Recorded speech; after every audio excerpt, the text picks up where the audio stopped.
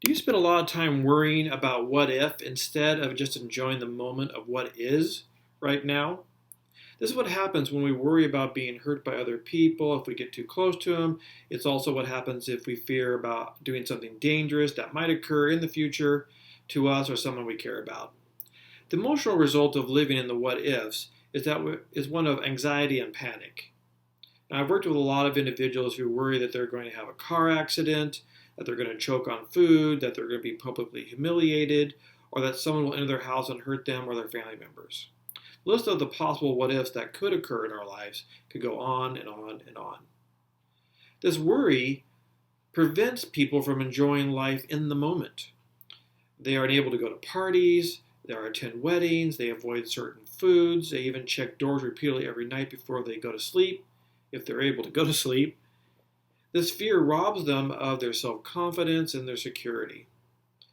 In order to cope, they will isolate themselves to avoid any uncomfortable, painful, or dangerous situation that might occur in their lives. As a result, these what if situations often come as a result of traumatic events in our past. Maybe we really did get sick from expired milk and threw up in the cafeteria in the second grade, right there in front of all our friends. Perhaps we did have a tragic car accident, or someone we know had a tragic car accident, and there was a terrible loss of life. Perhaps we have had our home invaded, or someone assault us. While there may be many realities to our anxieties, we don't have to let them continue to control our lives. We can become worry warriors and fear fighters instead of letting fear and worry control us.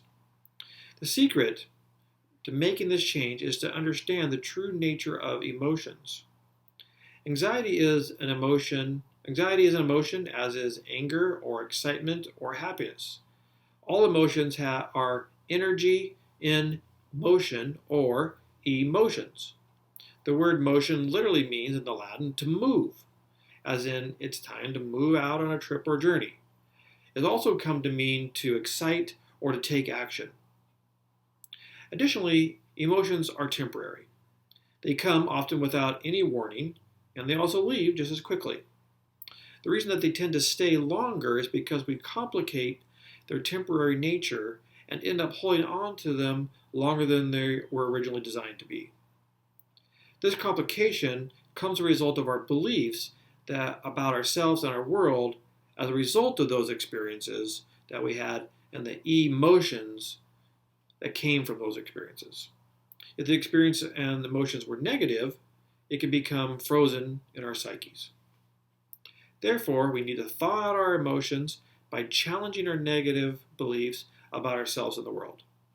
Some of these typical negative beliefs might be, I'm a failure, or I have to be perfect. I should have done something. I'm not good enough. I'm not safe. I am stupid. I'm bad. I'm not lovable. I just can't bear the pain of. I am not in control. I am weak. I'm fake.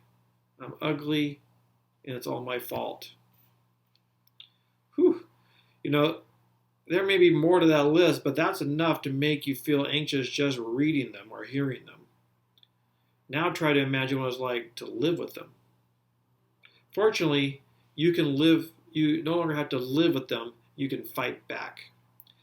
I'll be honest though, the battle is going to be hard and the prize is worth it because the prize is you.